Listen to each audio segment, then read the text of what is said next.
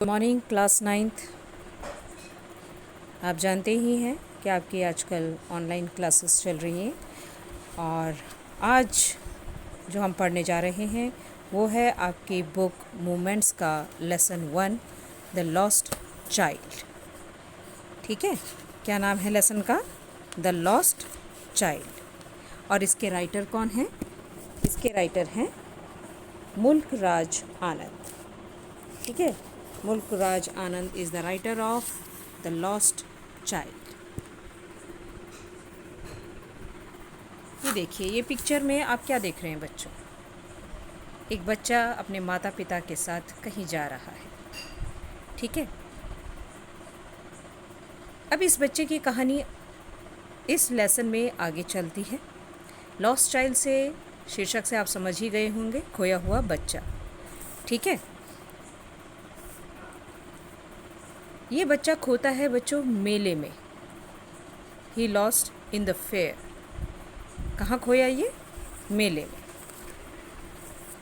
मेला आपको पता ही है कैसा होता है, आप लोगों ने देखा ही होगा। मेले में बहुत सारी चीज़ें होती हैं, झूले और मिठाइयों की दुकानें, खाने पीने के स्टॉल्स लगे रहते हैं, चीज़ों के स्टॉल लगे रहते हैं जो कि किसी को भी बहुत आकर्षित कर सकते हैं। ये देखिए, इस झूले में बैठे होंगे आप लोग, बहुत मज़ा भी आया होगा। इसी तरह की चीज़ें आप लोग मेले में देख सकते हैं। बहुत भीड़ भाड़ भी होती है, आपको बचना है इस भीड़ भाड़ से अब। और एक छोटा सा बच्चा अपने माता पिता के साथ आपको मेले में दिखाई दे सकता है, आप जाते होंगे तो। चलिए हम कहानी को आगे बढ़ाते हैं। ये देखिए, छोटे से बच्चे जो किरदार है इसमें, किस तरह से आपको चित्र के माध्यम से पता चल रहा होगा कि अपने माता पिता से कुछ डिमांड भी कर रहा है, लेकिन क्या उसके माता पिता उसकी डिमांड पूरी करते हैं? ये देखिए, गुब्बारे वाला सपेरा। ये देखिए, फिर ये बच्चा रोता हुआ दिखाई दे रहा है। अब हमें पता चलेगा कि कहानी में ये बच्चा रो क्यों रहा है। ये देखिए, कितनी ज़ोर ज़ोर से लोगों के बीच में, भीड़ में ये बच्चा रो रहा है। और यहाँ पर एक व्यक्ति जो है इस बच्चे से कुछ पूछ रहा है, कुछ उसकी मदद कर रहा है। थीम बच्चों क्या है इसकी? The lost child is the story of a small child who gets lost in a fair. He had gone with his parents to the fair but loses them when he gets engrossed in looking at a roundabout swing. The story highlights the bond of love and affection that the child shares with his parents. तो ये है बच्चों आपका chapter 1 the lost child. A child goes to a fair with his parents. He is happy and excited and wants the sweets and toys displayed there. But his parents don't buy them for him. Why then does he refuse when someone else offers them to him? अब कहानी क्या है बच्चों? कहानी है एक बच्चे की जो अपने माता पिता के साथ मेले में जाता है। वो बहुत खुश है और बहुत ज़्यादा उत्सुक भी है, उत्साहित भी है।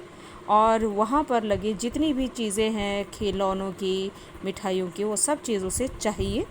लेकिन उसके माता पिता जो है उसकी सारी ख्वाहिशों को रिफ्यूज़ कर देते हैं, मना कर देते।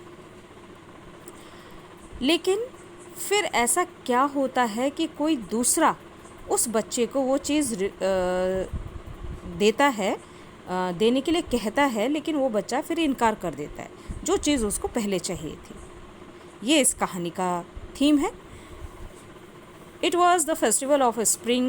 From the wintry shades of narrow lanes and alleys emerged a gaily-clad humanity.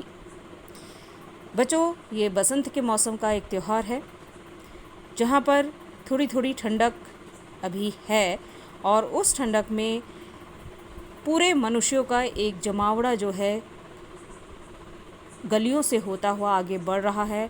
Some walked, some rode on horses, others sat, being carried in bamboo and block carts.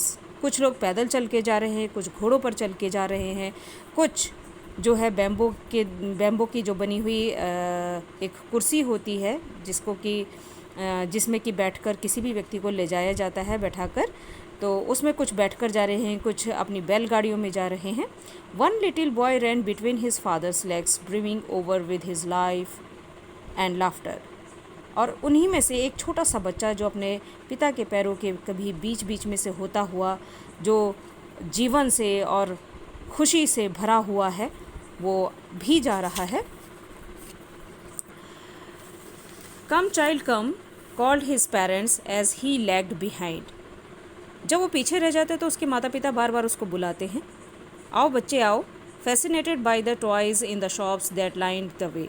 वो दरअसल जो पंक्तिबद्ध तरीके से दुकानों में खिलौने रखे हुए हैं उनको देखकर बहुत आकर्षित हो रहा है। He hurried towards his parents, his feet obedient to their call, his eyes still lingering on the receding toys. वो तेज़ी से दौड़ता हुआ अपने माता पिता की ओर चल देता है। उसके पैर जो है उनके पुकार पर एकदम आज्ञाकारी बच्चे की तरह चल देते हैं, लेकिन उसकी आंखें जो है पीछे छूटते खिलौनों पर अभी भी टिकी हुई है। As he came to where they had stopped to wait for him, he could not suppress the desire of his heart, even though he well knew the old cold stare of refusal in their eyes. जैसे ही वो उनके पास आता है, अपने माता पिता के पास आता है जो उसके लिए इंतज़ार करने के लिए रुक जाते हैं, तो वो अपने अंदर की जो बहुत गहरी इच्छा होती है उसको वो रोक नहीं पाता है। यद्यपि वो जानता है कि उसके माता पिता की आंखों में एक तरह का वही पुराना और वही ठंडा जो विचार होंगे उसके मना करने के, उसके माता पिता के कि तेरे लिए खिलौना नहीं ले सकते हैं, वो उसको दिखाई देगा। I want that toy he pleaded, उसने निवेदन करते हुए कहा, लेकिन मुझे तो वो खिलौना चाहिए। His father looked at him red eyed in his familiar tyrant's way. उसके पापा ने अपनी लाल लाल आंखें करते हुए, जो जानी पहचानी उनका डराने का तरीका था, उस तरह से उसकी ओर देखा। His mother melted by the free spirit of the day was tender and giving him her finger to hold said, look child what is before you. उसकी माँ जो कि उस दिन जो है पूरे आनंद से भरी हुई है, उसको अपनी उंगली पकड़ाती है और कहती है, देखो बेटा ये सामने क्या है। It was a flowering mustard field, pale like melting gold as it swept across miles and miles of even land. क्या था? वो एक सरसों की खेत थी जो सरसों के फूलों से भरी हुई थी, एकदम पीले पिघले हुए सोने की तरह। जितनी मील दूर तुम देख सकते हो उतनी मील दूर तक जो है पूरी सरसों की खेत थी। A group of dragon flies were bustling about on their gaudy purple wings, intercepting the flight of a lone black bee or butterfly in search of sweetness from the flowers. वहाँ पर ड्रैगन का एक group जो है वो आवाज़ करता हुआ इधर से इधर अपने पर्पल विंग्स, पर्पल पंखों को हिलाता हुआ उड़ रहा है। ड्रैगन बच्चों आपने देखा ही होगा, जिसको कि हम लोग अपने बचपन में क्या कहते हैं, हेलीकॉप्टर कहते थे, ठीक है ना।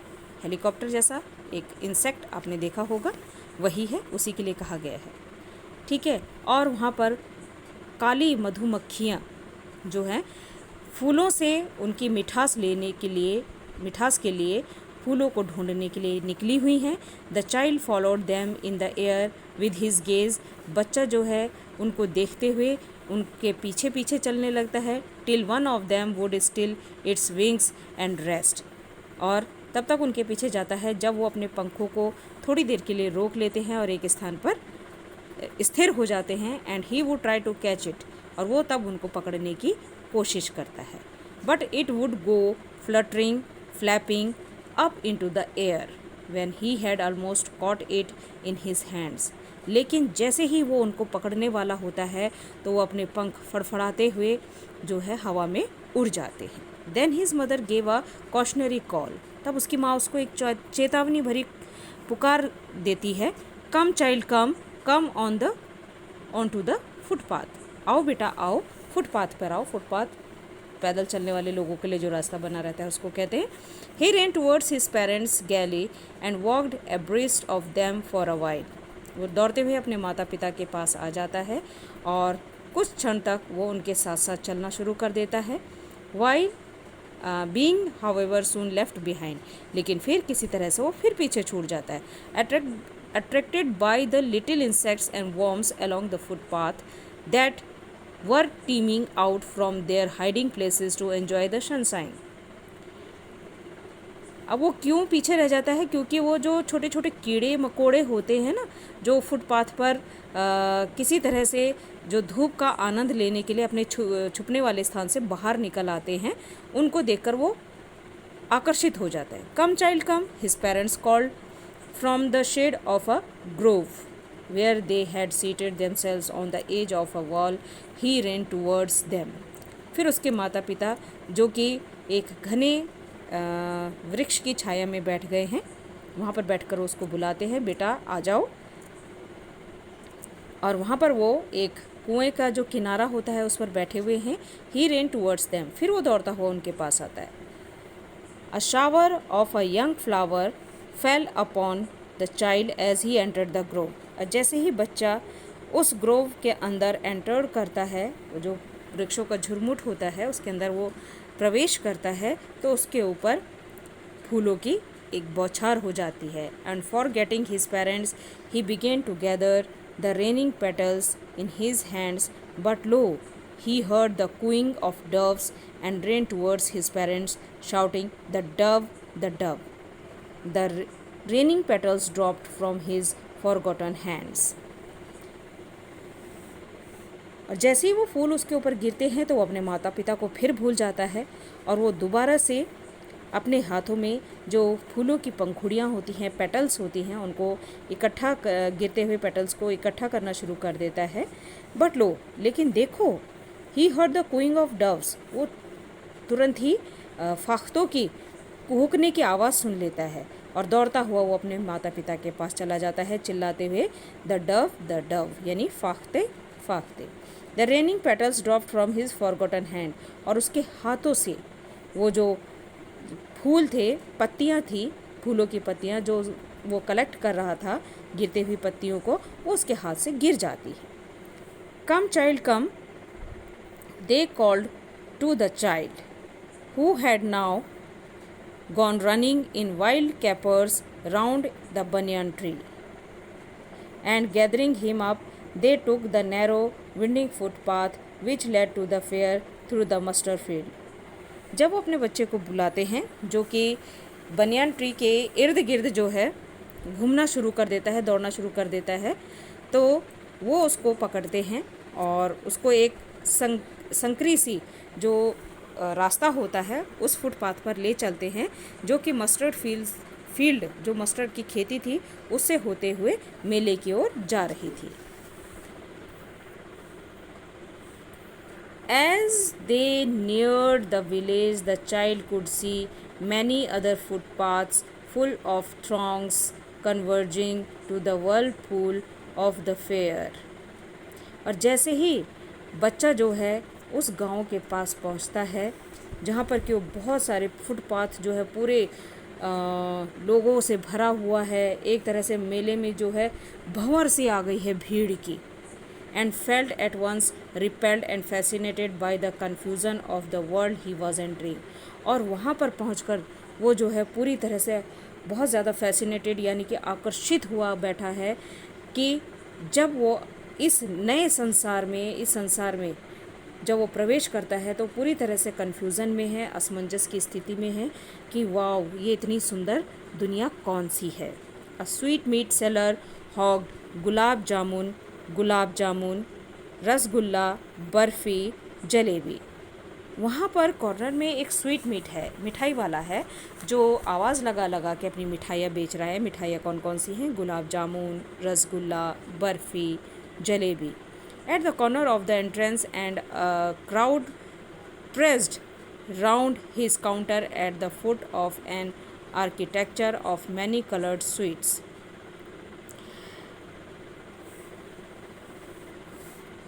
वो जहाँ पर प्रवेश है मेले का, उसके एक कॉर्नर में खड़ा हो रखा है और पूरी भीड़ जो है उसके काउंटर के इर्द गिर्द खड़ी हो रखी है कि जहाँ पर उसने अपनी मिठाइयों को बहुत ही अच्छे तरीके से डेकोरेट करके सजा रखा है.